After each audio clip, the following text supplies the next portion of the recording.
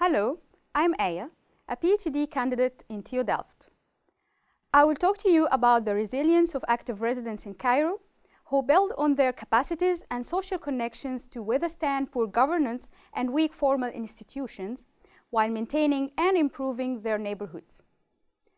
To give some context, many countries in the MENA region share a history of colonization as well as authoritarian post-dependency regimes. The resultant political histories, institutions, and culture disable active residents from engaging in urban governance and management.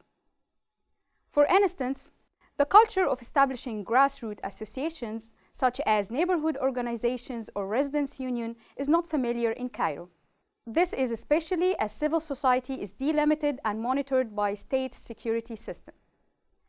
Besides the internal organizational challenges and resources needed for such associations. Focusing on Cairo's neighborhoods, they suffer from urban deterioration, mainly in the services managed on the local scale, such as road maintenance, street lighting, garbage collection, environment improvement, and buildings and public spaces violations. This results in residents' frustration with the ineffective performance of local authorities in managing these services due to corruption, centralization, and lack of resources and capacities. Despite this context of hardship, active resident groups grow in Cairo, especially after 2011 uprisings. They attempt to improve, maintain, and beautify the public spaces and streets of their neighborhoods. By observing the platforms of selected active resident groups in Cairo, I will highlight the resilient tactics and solutions adopted by them. These tactics are analyzed using 4 lenses: the level of right-based expression, the level of collaboration with authorities, the level of recognition of the active group, and finally, the level of confrontation with authorities. Looking at right-based expression, the discussions on the platforms of the selected groups show that many residents are aware of their right to a certain quality of life in their neighborhoods as good citizens and taxpayers. Such belief may imply that the residents will demand the urban improvement from local authorities as the right through voice actions, such as media campaigns, signing petitions, and public meetings. This is true in some groups. For instance, New Nuzha residents mobilized the local authorities to facilitate the construction of a pedestrian bridge to minimize road crossing accidents. Al-Suwaisri and Abbasiyya active residents frequently push the local authorities to collect garbage and clean the local streets. However, other groups want to simply get improvements done. They choose to improve their neighborhoods by exiting the public services and adopting self-help solutions. In Nasr City District, Al-Waha and Al-Suwaisri residents set up gates and private security guards at the entrances of their neighborhoods. Sarayat Maadi and Al-Waha residents managed to fund the pavement, plantation, and tiling of multiple streets in their neighborhoods. In between, there are groups who compromise between self-help solutions and claim-making ones to widen their chances of success, such as groups from Zamalek, Maadi, and Heliopolis. Concerning the level of collaboration with authorities, the dominant levels are networking and coordinations. These are usually to get permits and avoid security issues. In many cases, networking and coordination are established through individual connections and informal channels of communication. Cooperation rarely exists.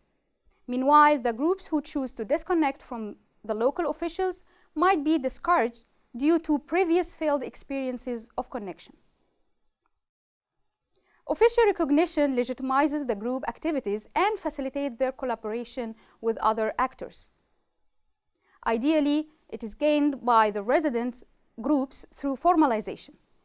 However, formalization comes with organization responsibilities and state security control. So while there are legally formalized groups in Cairo, others choose to gain recognition through informal ways, such as the number of online followers and shares, or the members' personal connections. Such ways can provide a certain level of recognition to the groups without formalization. Concerning confrontation with authorities, the high forms of voice expression such as protest are recently avoided by the active groups, whether they achieve their goal or not. Instead, they usually adopt non-face-to-face tactics, such as online and media campaigns. These tactics might be to cope with the absence of local popular councils, the presence of centralized governance system, and the state's high alert against protest.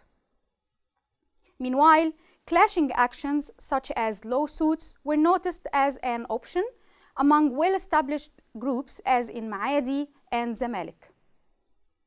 In a holistic view, we can notice the following tendencies. The formally recognized groups tend to adopt either self-help solutions or combine them with voice ones. To achieve this, they coordinate with local officials and depend on the members' connections. These connections might empower them to adopt high level of confrontation with local authorities in some cases.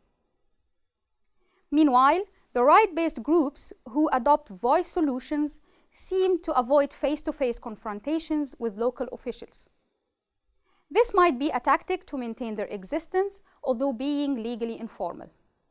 In a way, right-based groups tend to be discreet by combining between low levels of confrontation and primary levels of collaboration with local authorities. By reflecting on the tactics and solutions presented here, do you notice similar tactics adopted by active resident groups in your city? The influence of the active resident groups seems to be local and directed towards urban improvement. Having said that, to what extent you think these groups could collectively empower the culture of residents' engagement in local governance among the residents and local officials? Finally, the idea of active residents who self-provide can be very attractive. However, to what extent such solutions can empower residents' engagement without over-responsibilizing them, especially in contexts having a wide gap between the expected quality of life in the neighborhoods and the existing urban deterioration. Thank you for listening.